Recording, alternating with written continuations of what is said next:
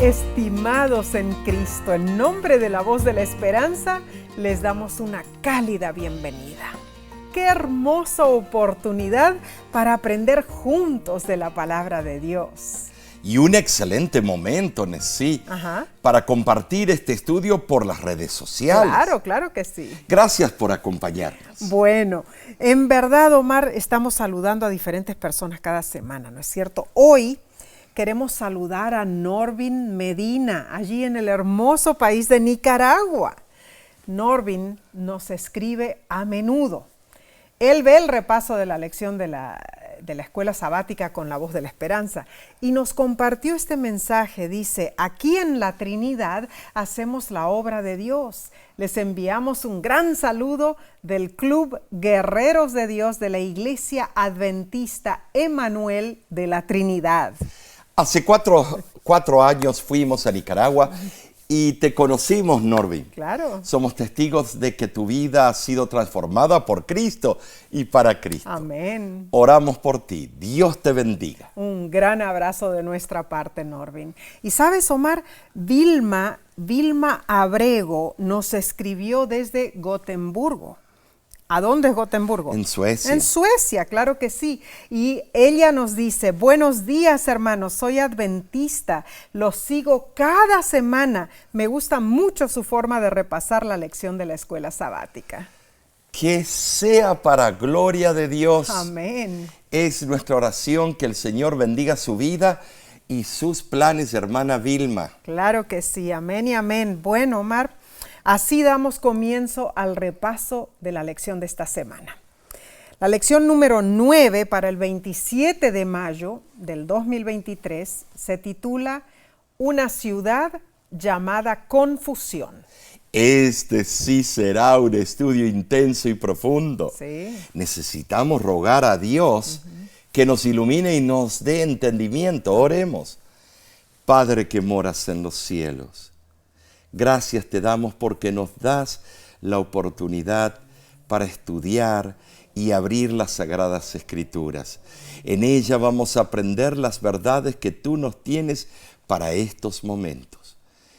Esto te agradecemos en el nombre de Cristo Jesús. Amén. Amén.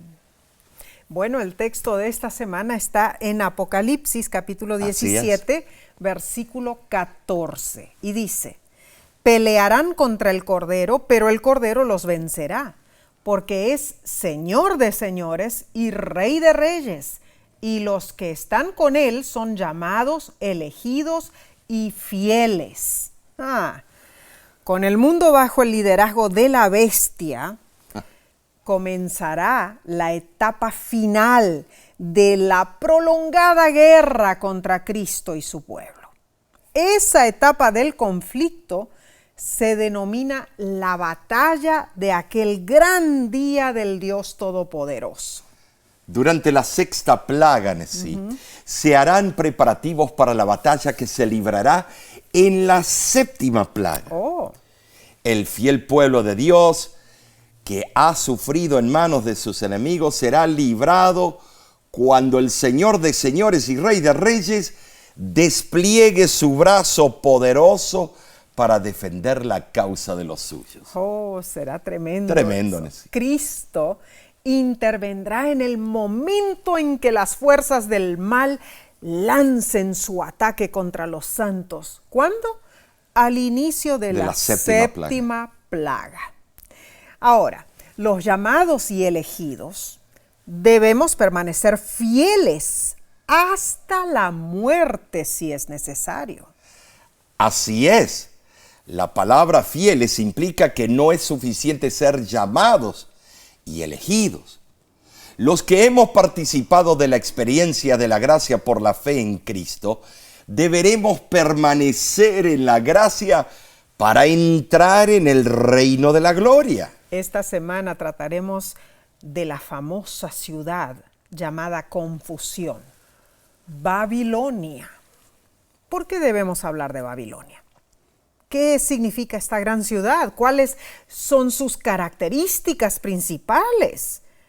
¿Por qué Dios exhorta a los que viven en Babilonia a salir de ella? ¿Y cómo encaja todo esto en el gran conflicto? El tema del gran conflicto se resume en Apocalipsis con el simbolismo de dos mujeres, una vestida de sol y una vestida de escarlata. El sorprendente símbolo de la mujer vestida de sol en la deslumbrante gloria de Cristo nos alienta, de verdad que sí.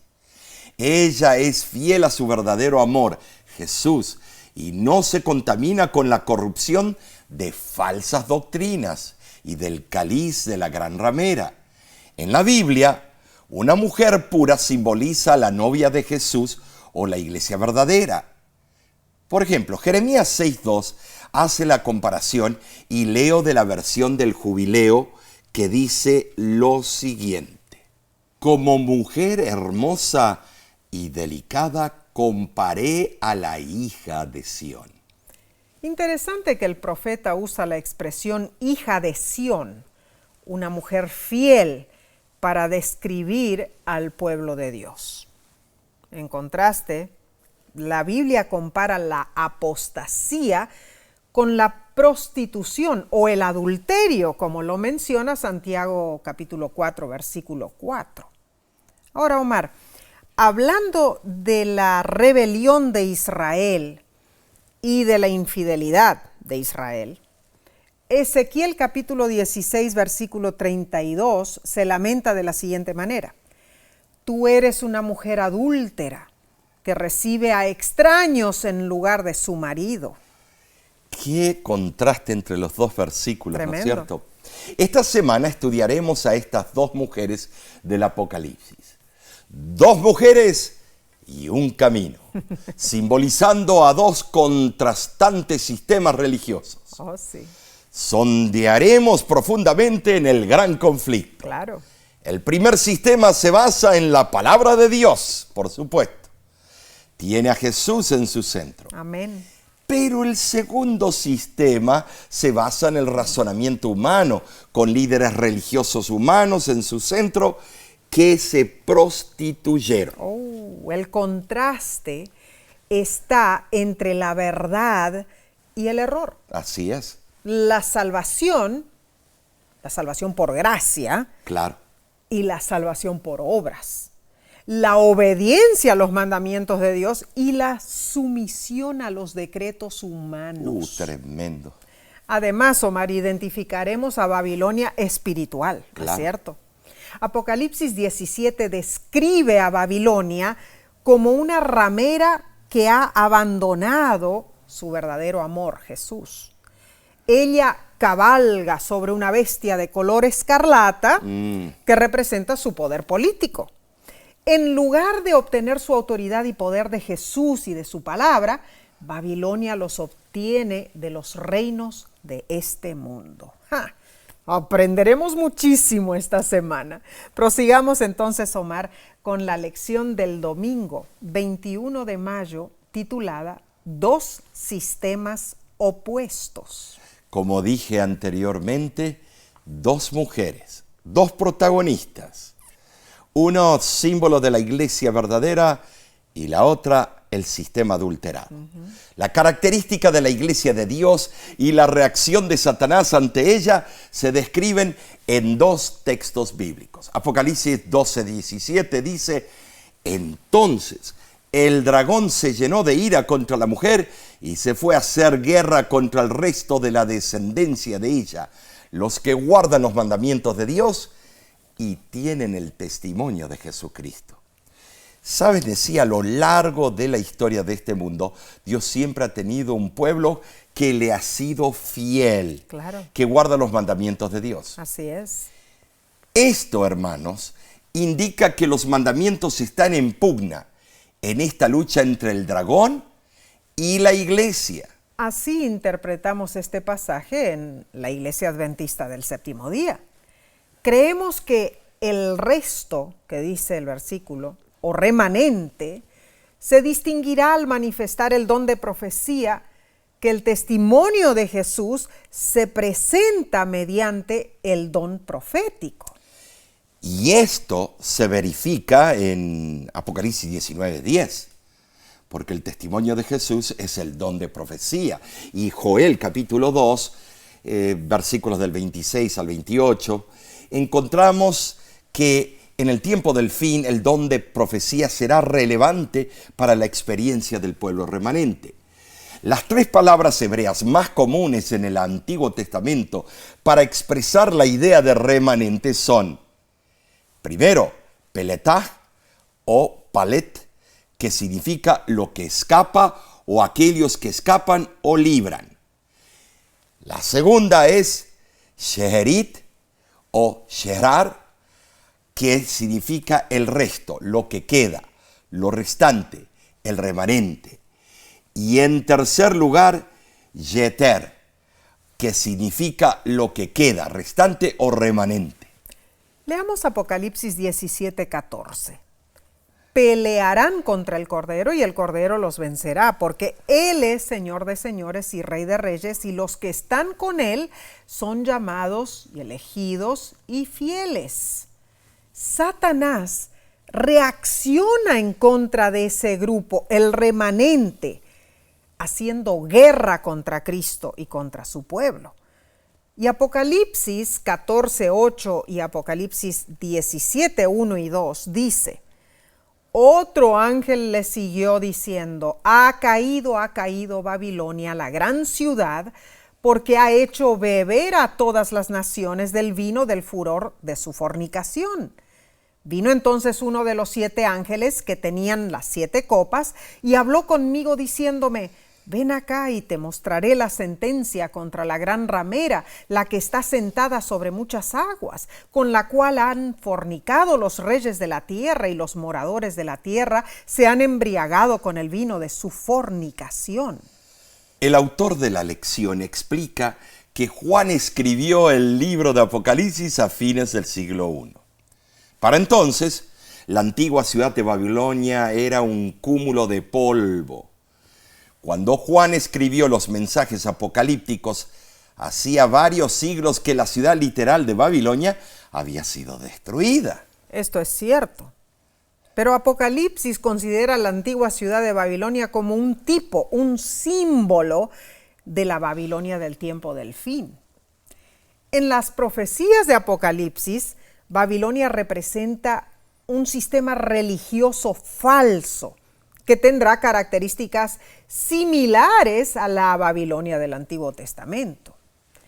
Ahora, Omar, los principios que guiaron a esa antigua Babilonia serán también la estructura subyacente de la Babilonia moderna y espiritual, ¿verdad? Muy bien dicho, Nesí. En los primeros versículos de Apocalipsis 17 aparece la mujer vestida de púrpura y escarlata que avanza orgullosa a través del tiempo. Sí. Cabalga sobre una bestia de color escarlata, el poder civil.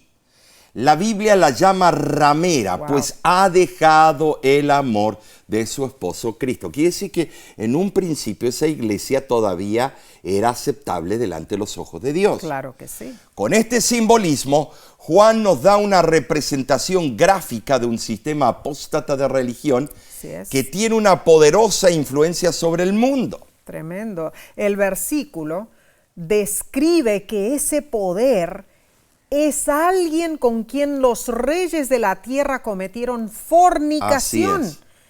Y los habitantes de la tierra se embriagaron con el vino de su fornicación. ¿Se embriagaron? Sí. O sea, este término siempre tiene una connotación. Quedaron adictos. Peor aún. Claro. Tiene una connotación completamente negativa en la Biblia. Así es, Nesí. ¿Y fornicación? O sea, esto simboliza las falsas enseñanzas, doctrinas y prácticas. Ahora, Nesí, notemos que las dos mujeres del Apocalipsis son chulísimas, bellísimas. Sí lo son. Bien guapas. Claro. Pero una trabaja para el bien y la otra para la perdición.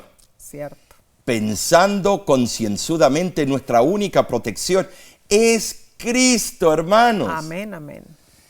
Hagamos una rápida pincelada de este cuadro. La ramera es la iglesia falsa, sentada en la ciudad de 7 montes, Roma. La bestia es el poder civil que le da el derecho de dominar los gobiernos del mundo con la fuerza. El hombre de pecado es el líder que gobierna ese poder. Babilonia es el falso sistema religioso político. El falso profeta es el protestantismo apóstata o falso que dará apoyo a los poderes adúlteros. Y la imagen de la bestia será formada por Estados Unidos de América. Esta es una pincelada muy rápida de todos los eventos. En verdad, Omar, es tremendo lo que mencionaste, ¿no es cierto? Sí, así que esta lección se pondrá, pero tremenda, interesantísima. Sí. Hermano, hermana, los reyes y políticos de la tierra apoyarán al triunvirato de poderes maléficos. Claro. Me refiero a los 3 espíritus malignos a manera de ranas que menciona Apocalipsis 16, versículo 13. ¿Cuáles son? El romanismo, el espiritismo y el protestantismo apóstata. Sabiendo que los dirigentes y la gente común serán influenciados negativamente por estos poderes, debemos aferrarnos más que nunca ¿de quién? De Dios. ¿No es Claro. cierto? Tenemos que estar firmes en nuestro fundamento, en nuestra creencia en Dios nuestro Creador. Ahora, nota esto, que habla de 3 espíritus inmundos a maneras de ranas. ¿Por qué se usa las ranas? Porque fue uno de los animalitos en las primeras 10 claro. plagas de Egipto, Interesantísimo. símbolo de inmundicia. Pero dice que son espíritus que van a hablar, engañar a las naciones, van a tratar de formar un nuevo orden mundial. No. Estimados, van a hablar un mismo lenguaje. Wow. El espiritismo, el protestantismo apóstata y el romanismo. Pero ya Omar, lo estamos viendo indicios Claro que sí. que están ocurriendo. Pero no te adelantes, o sea, estás diciendo las cosas antes de tiempo.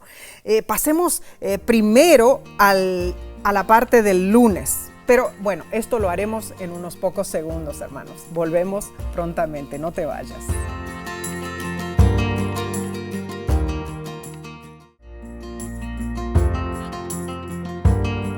Qué bendiciones estudiar juntos la Biblia. Así es, sí. Gracias por acompañarnos. Pasemos a la lección del lunes 22 de mayo titulada El vino de la ira. Ay. Leamos Apocalipsis capítulo 17, versículos 1, 2 y 15. Y dice así: vino uno de los 7 ángeles que tenían las 7 copas y habló conmigo diciéndome: ven acá y te mostraré la sentencia contra la gran ramera, la que está sentada sobre muchas aguas, con la cual han fornicado los reyes de la tierra, y los moradores de la tierra se han embriagado con el vino de su fornicación.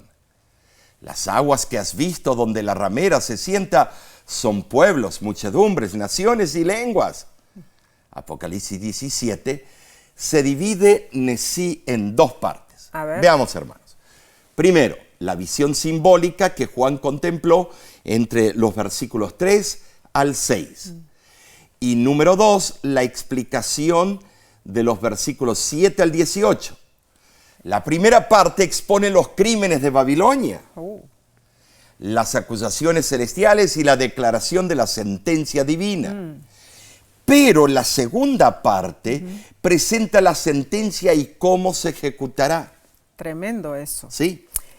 Entonces la carrera criminal de Babilonia culminará durante la 6ª plaga, ¿no es cierto? Sí. Pero la sentencia se ejecutará durante la 7ª plaga. Claro. Así lo explica el capítulo.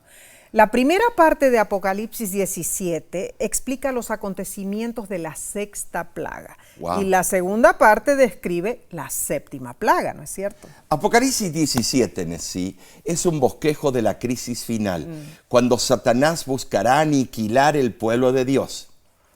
Ahora, hermanos, No olvidemos que el sistema eclesiástico caído tiene un alcance internacional.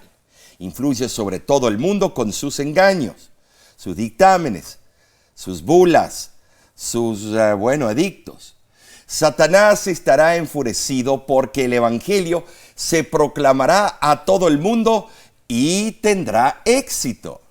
Apocalipsis 17:2 explica el misterio de Babilonia la Grande. Ha fornicado con los reyes de la tierra. ¿Qué es fornicación?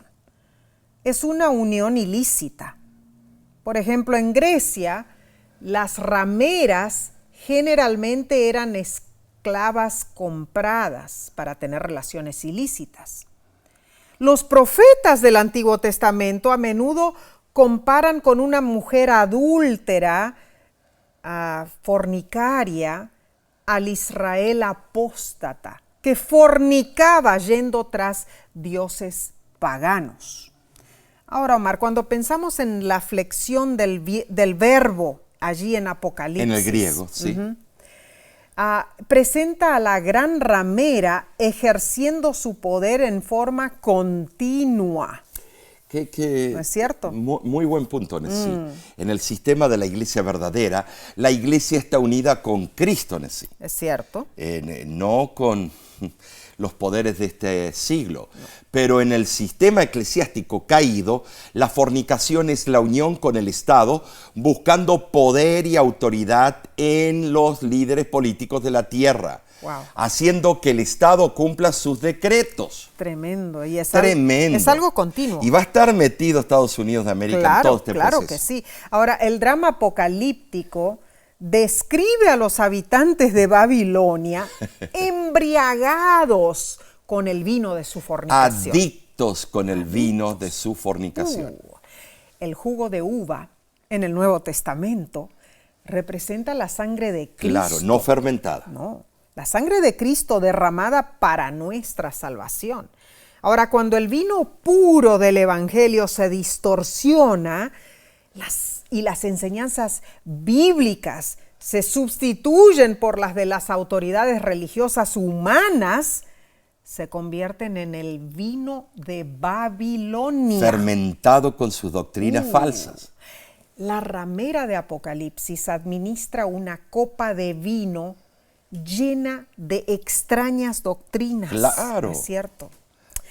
Hermanos, así como el vino literal afecta la conciencia y el juicio, la doctrina falsa afecta el pensamiento, impidiéndonos discernir la verdad bíblica. Ahora, geográficamente la antigua Babilonia estaba situada junto al río Éufrates, simbólicamente entre muchas aguas o pueblos. La Babilonia moderna está sentada o viviendo sobre los pueblos de la tierra, especialmente Europa y todos los países derivados de Europa. Los habitantes serán engañados por los dirigentes religiosos para que cooperen con la política de la gran ramera, que llega sus tentáculos a las Américas, a Asia, a todos los continentes. Tal vez el único será la Antártida. En verdad, Dios llama a su pueblo a salir de Babilonia, el sistema corrupto y malvado. Apocalipsis 18:2. Llama a Babilonia como habitación de demonios, albergue de toda ave inmunda y aborrecible. Es algo increíble lo que va a ocurrir. Todo el mundo habitado caerá en su encanto. Al proclamar el mensaje de los tres ángeles, ¿cuál debe ser nuestra posición en cuanto a salir de Babilonia? El pueblo de Dios realmente le ama y le sirve en espíritu y en verdad, no con filosofías y huecas sutilezas, siguiendo tradiciones y rudimentos de hombres. Ahora, ¿cómo salimos de Babilonia? La mujer pura de Apocalipsis no se paró delante de la serpiente para batallar, sino que huyó de ella. Cristo, al ser tentado, se defendió con un escrito está. La palabra de Dios debe ser nuestro fundamento para huir. pero huiremos con nuestra meta fija en Cristo. ¿Sabes, Nesí? Huir de Babilonia no significa comprar una casa en la selva o en alguna isla remota alrededor del mundo. Tampoco es salir de la iglesia adventista o irse al propio continente del Ártico o la Antártida. La mensajera del Señor en la iglesia, en Iglesia Remanente, página 89, escribió palabras certeras, y dice así: hermano mío, he sabido que usted pretende que la iglesia adventista del séptimo día es Babilonia y que todos los que quieren ser salvos deben salir de ella. Permítame que le diga que este mensaje es uno de los engaños satánicos destinados a crear confusión entre las iglesias. Qué cita punzante, ¿no es cierto? Y hay un montón de grupos disidentes que dicen lo mismo. Tremendo. Hermanos, hermanas, huir de Babilonia es dejar de confiar en nosotros mismos y confiar en Jesús. Es correr a los brazos de Jesús y buscar su presencia en las verdades bíblicas. Amén. O sea, un traslado de la ciudad a una zona rural jamás debería debilitar nuestras actividades misioneras, ni tampoco debiera llevarnos a una forma de religión egocéntrica. No, mis hermanos. Nuestra misión a las ciudades no está terminada. No debemos convertirnos en una moderna versión de Jonás. Qué bien, eso. Muy bien. Sí. Bueno, aquí se pone serio el asunto, pero veamos lo que sigue en la lección del martes 23 de mayo titulada Un misterio, la gran Babilonia. ¿Qué viene de la palabra en el griego musterión? Veamos la naturaleza del sistema babilónico. A ver. Sí. Leamos Apocalipsis 17, del 4 al 6.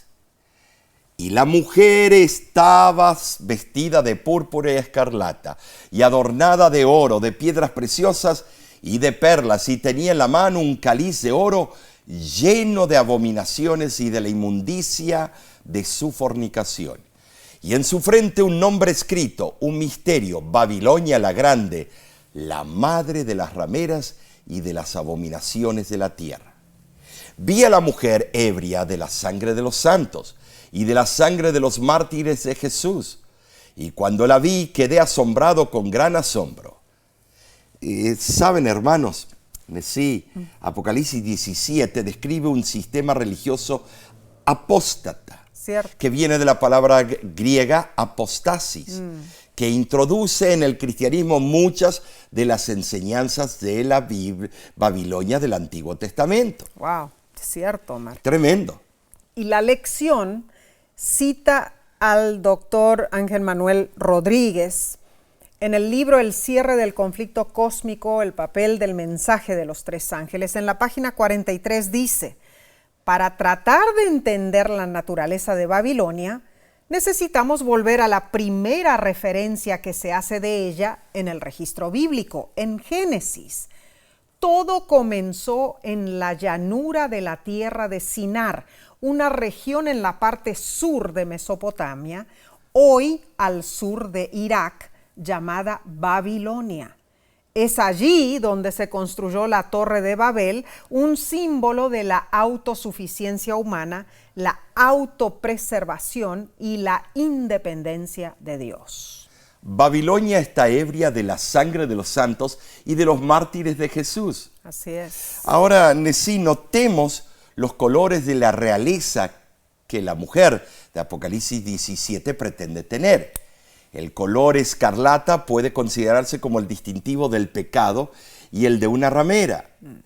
Esta ramera u organización religiosa apóstata es seductora, está vestida con ostentación y adorno excesivo.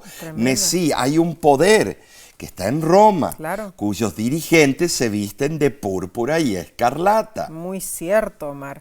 Entonces, la vestimenta de esta mujer de Apocalipsis, de esta organización religiosa apóstata, contrasta agudamente con la novia del Cordero de Apocalipsis 12, la que Juan vio ataviada con lino fino, limpio, blanco y refulgente. La novia del Cordero ama a Jesús. Ella no busca ni herencia, ni galardones, ni posiciones, ni fama. Así es. Ella lo que quiere es estar con Jesús. Es interesante, Nessie, y quiero detenerme. Resulta que los integrantes de ese movimiento, de esa mujer falsa, iban a hacer algo en el tiempo del fin. Apocalipsis 22, 26, lo leo directamente. Dice, sus sacerdotes violentaron mi ley y contaminaron mis santuarios. Estás leyendo de Ezequiel, ¿no? No claro, Apocalipsis. Capítulo 22, versículo 26. Gracias por eso. Y dice, y no hicieron distinción entre lo santo y lo profano, no hicieron diferencia, ni distinguieron entre inmundo y limpio. De mis sábados apartaron sus ojos y yo he sido profanado en medio de ellos. Tremendo. La mujer de Apocalipsis 17 es lo opuesto A la de Apocalipsis 12. Apocalipsis 12. Claro. El oro del cáliz en su mano engaña a los seres humanos, inventando doctrinas como acabo de leer en el libro de Ezequiel. Cierto. Ella elige deliberadamente el nombre Babilonia que aparece en su frente y refleja su carácter. ¿Sabes, hermano? La Babilonia simbólica puede considerarse en cierto sentido como una representación de los sistemas religiosos apóstatas a través de la historia. Pero Babilonia la Grande simboliza en un sentido especial a las religiones apóstatas que se unirán en el tiempo del fin. O sea, podemos describirlas como las hijas de la Gran Madre.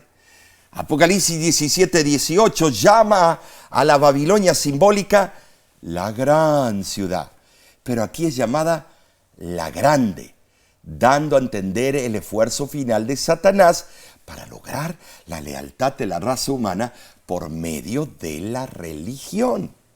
Babilonia la Grande en la Biblia se refiere a la triple unión religiosa entre el papado, el protestantismo, apóstata y el espiritismo. El nombre Babilonia se refiere a las organizaciones y sus dirigentes, no sus miembros, quienes son llamados muchas aguas o moradores de la tierra. Ahora, si Babilonia la Grande incluye el protestantismo apóstata, las hijas de esa madre son las diversas organizaciones religiosas que componen el protestantismo apóstata. Entonces, Nessie, vemos nosotros que en el 2017, en Lund, Suecia, visita el obispo de Roma y firman un tratado con esas iglesias del protestantismo. Así pasó. Entonces podemos decir que Babilonia está ebria con la sangre de los mártires de todos los siglos, pero más aún, está ebria con la sangre de los mártires futuros, de las escenas finales de la historia del mundo. Dios considera a Babilonia culpable. ¿Culpable de qué? De la sangre de aquellos cuya muerte decretará. Babilonia está embriagada por el éxito que tuvo en el pasado al perseguir a los santos y también por la perspectiva de que pronto tendrá la satisfacción de completar su sangrienta tarea. Los crímenes de Babilonia simbólica, tal como se exponen en la acusación del ángel, son los siguientes. Número 1, seducción. Seduce a los reyes de la tierra a acceder a una unión ilícita con ella para promover sus designios siniestros. Número 2, despotismo opresor. Se sienta sobre muchas aguas, oprimiendo a los pueblos de la tierra. Número 3, contribuye a la delincuencia humana. Hace que los habitantes de la tierra, excepto los santos, se embriaguen con el vino de su política, convirtiéndolos en los cómplices de su trampa impía. Número 4, embriaguez. Se embriaga con la sangre de los santos porque se negaron a beber de su vino maléfico de error, a someterse a su ambición de gobernar la tierra. Y número 5, asesinato y tentativa de asesinato. Tramó el asesinato de la esposa de Cristo, la mujer pura de Apocalipsis 12. Tremendo, Omar, tremendo en verdad, hermano, hermana. Debemos protegernos de las influencias sutiles de Así Babilonia. es. Jesús es nuestra única salvaguarda. Amén. Debemos estar anclados en Él, nuestra segura defensa, nuestro inexpugnable lugar de refugio en la crisis venidera. Ojalá que así sea nuestra posición como hijos de Dios. Bien, en unos segundos seguiremos estudiando con la próxima parte. Volvemos enseguida. No te vayas.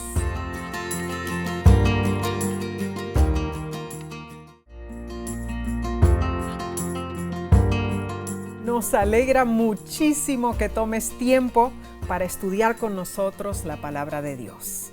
Pasemos al estudio del miércoles 24 de mayo titulado Un llamado al compromiso. La exhortación de Apocalipsis es un llamado urgente, resumido en el simbolismo de las dos mujeres. Así es. Aunque a veces pareciera que el pueblo de Dios será derrotado en esta controversia cósmica entre la verdad y el error, Dios nos promete que su iglesia finalmente triunfará. Amén. En los últimos días de la historia de la tierra surgirá un sistema de iglesia-estado, la Babilonia espiritual, que tendrá un líder que dice hablar como Dios y su palabra será considerada palabra de Dios. Wow. A lo largo de los siglos, hermanos, los pontífices romanos han declarado que ellos ocupan el lugar de Dios en la tierra. En su carta encíclica del 20 de junio de 1894, el Papa León XIII dijo: sostenemos sobre esta tierra el lugar del todopoderoso Dios. El diccionario eclesiástico Ferraris añade: el Papa es de tanta dignidad y tan exaltado que no es un mero hombre, sino como Dios y el vicario de Dios.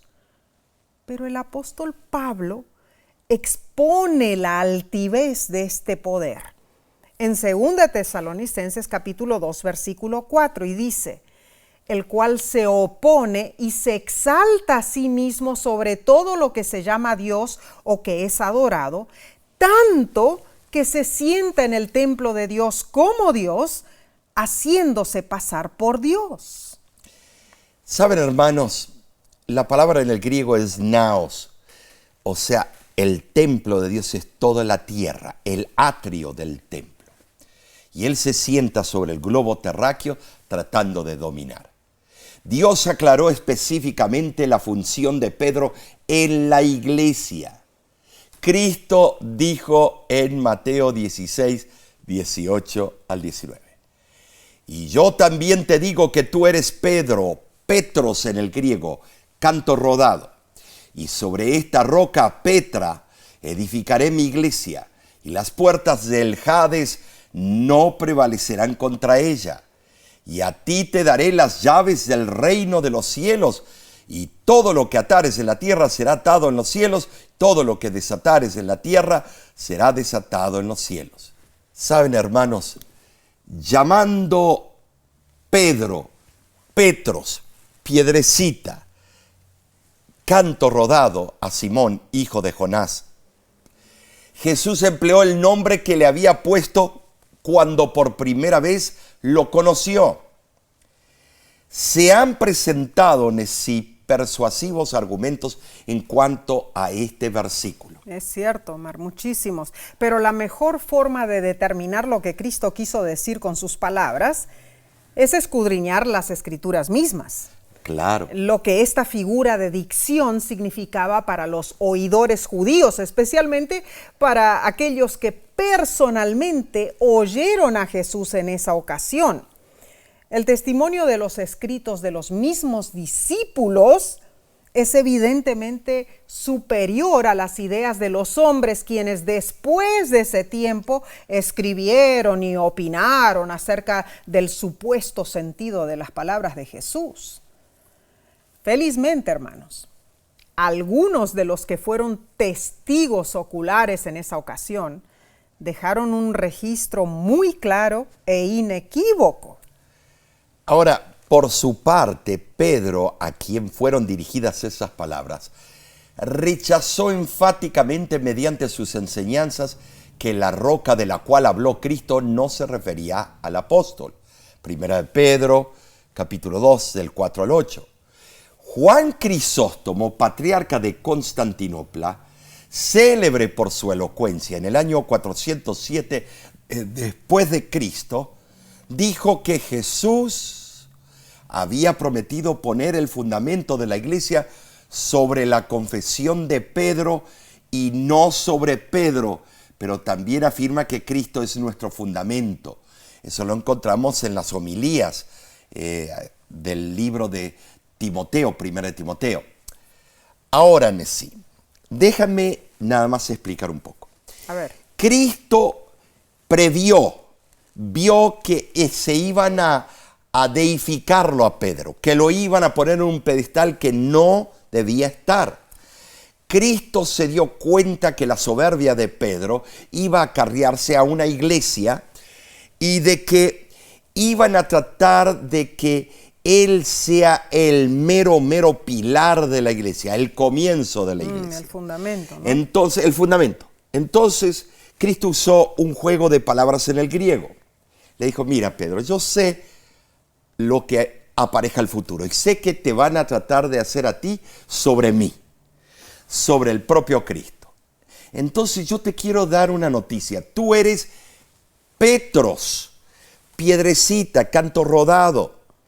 Pero, Pedro, quiero que sepas que no sobre ti, sino sobre esta Petra edificaré mi iglesia. Petra es la roca de ángulo. No confundamos, no es Pedro el primer papa. No es bíblico eso. No, claro. Estimados, es más, fue reprendido por el propio apóstol Pablo cuando Pedro no quería predicarle a los gentiles. El primer líder del consistorio o la junta directiva del cristianismo en Jerusalén no fue Pedro, fue Santiago.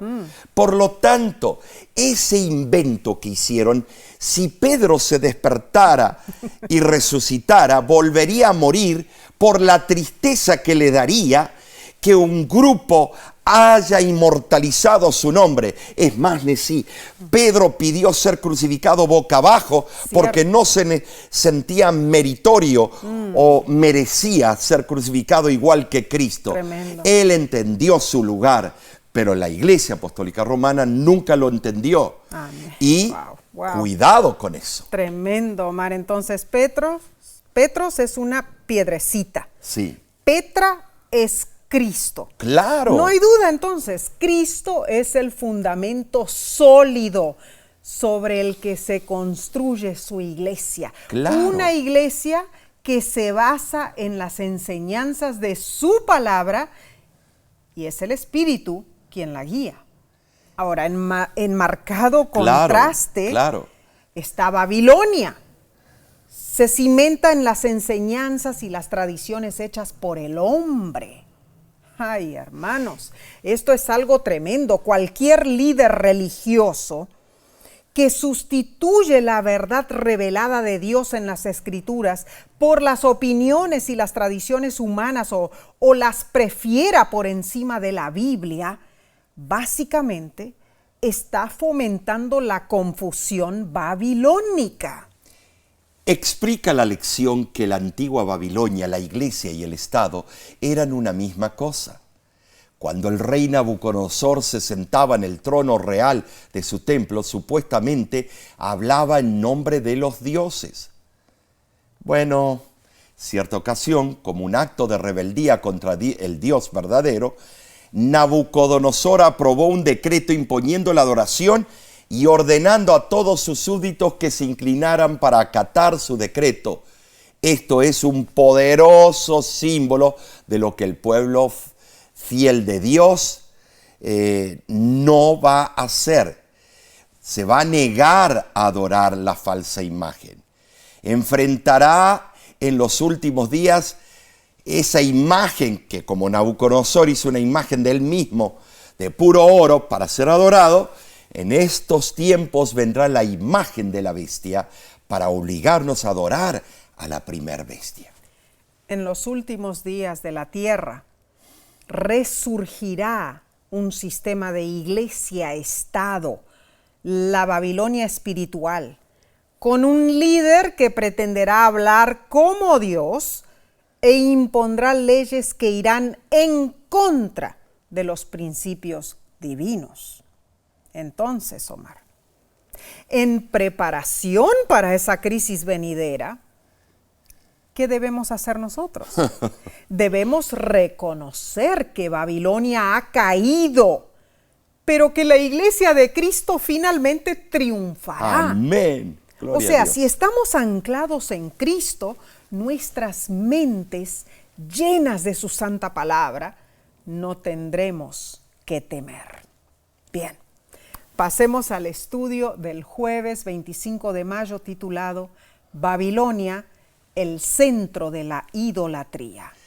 Yo sé que para muchos las palabras que acabamos de mencionar y este estudio es muy fuerte, muy duro, pero es preferible que lo sepas ahora, que cuando veas la señal del Hijo del Hombre no te agarre desprevisto o desprevista. Que no digas, a mí nadie me explicó, porque aquí, en esta lección, se te explicó porque Dios te ama, Cristo te ama, Cristo quiere tu salvación, la tuya y la de tu familia. Y lo hemos explicado con un escrito está. Claro. Está en la Biblia. Jeremías capítulo 50 y 51 predicen la destrucción de Babilonia por los medos persas. Una de las razones de la desaparición de Babilonia fue su idolatría. Claro que sí. Tremendo, Omar. En realidad, cuando ocurría en la religión babilónica, los rituales, la adoración de las estatuas, de las deidades, era algo completamente sagrado para ellos. Los dioses vivían supuestamente simultáneamente en las estatuas de los templos. Encarnados. Y en las fuerzas naturales que ellos encarnaban también, Claro, ¿no? claro. Cuando ocurría un saqueo o destrucción de los ídolos, temían perder la protección divina. Sabes, hermano, durante el período neobabilónico, el príncipe caldeo Marduk, Aplaidina II, huyó a los pantanos del sur de Mesopotamia con estatuas de los dioses de Babilonia. ¿Para qué? Para salvarlos de los ejércitos de Sennacherib de Asiria. La Biblia contrasta la adoración de esas imágenes sin vida con el Dios creador, quien no solo está vivo, sino además da vida. Leamos Salmos, capítulo 115, versículos del 4 al 8. Los ídolos de ellos son plata y oro, obra de manos de hombres. Tienen boca, mas no hablan. Tienen ojos, mas no ven. Orejas tienen, mas no oyen. Tienen narices, mas no huelen. Manos tienen, mas no palpan. Tienen pies, mas no andan. No hablan con su garganta. Semejantes a ellos son los que los hacen y cualquiera que confía en ellos. Las imágenes talladas son figuras inanimadas, sin facultad de comunicarse con sus adoradores y ineptas de enseñarles, también incapaces de percatarse de las necesidades de quienes les piden favores. ¿Por qué necesitamos intermediarios cuando podemos hablar directamente con Él? Ciertas deidades paganas tenían orejas descomunales, pero no oían ninguna oración. Para burlarse, Elías propuso a los profetas de Baal que gritasen más fuerte para que su Dios los oyera, pero no hubo respuesta. Baal permaneció en silencio, como lo relata Primera de Reyes, capítulo 18. En contraste, el que adora a Dios es transformado a su imagen y avanza de gloria en gloria. Claro, los dioses de los paganos, en realidad, forman un contraste gravísimo en contra de Dios, quien es el omnipotente creador, hacedor de todas las cosas. Ahora, aunque los problemas de idolatría de la Babilonia espiritual van, más allá de una mera reverencia a imágenes de madera y piedra, tiene paralelo a la antigua Babilonia con las imágenes introducidas en su servicio de adoración. ¿Saben si la veneración de las imágenes viola el segundo mandamiento? Limita la capacidad del Espíritu Santo para grabar en nuestra mente los asuntos de la eternidad y reduce la majestad de Dios a una estatua sin vida. ¿Sabes? En el segundo concilio de Nicea, en el 787, se eliminó el segundo mandamiento de los 10, a donde dice que no harás imagen alguna, ni la venerarás. ¿Por qué? Para poder introducir en las iglesias cristianas todas estas imágenes de santos. Y así ocurrió, Omar. Las imágenes fueron introducidas en el cristianismo en el siglo IV, intentando que los paganos aceptaran el cristianismo, fueran más adeptos, ¿no es cierto?, a la religión. Desafortunadamente, a esas imágenes se les suele dar la sacralidad y el homenaje que solo le pertenecen a Dios. Pero notemos, comenzó en el siglo IV a introducirse, pero oficialmente la iglesia lo permitió en el siglo VIII. Tremendo, tremendo. Vimos bien cómo Babilonia a lo largo de las Escrituras representa al opresor del pueblo de Dios. Babilonia es la ciudad del error, el centro de la apostasía. Sí lo es. Representa la rebelión contra Dios y la desobediencia a los mandatos divinos, hermanos. Y también vimos a las famosas dos damas del Apocalipsis. Dos mujeres y un camino. Hagamos una comparación entre ellas rapidito, Omar. La mujer pura de Apocalipsis 12 está vestida del sol, adornada con la gloria de la justicia de Cristo. La mujer impura de Apocalipsis 17 está vestida de púrpura y escarlata, está adornada con falsedad humana y tradición. Pero la mujer, pura, tiene una guirnalda de estrellas en su cabeza. Cierto. Es guiada por las enseñanzas divinas. La mujer impura está adornada con oro, piedras preciosas y perlas. Depende de su lujosa riqueza y de su adorno externo para impresionar y atraer a sus amantes. A sus seguidores, muy cierto. Seguidores o sus hijas.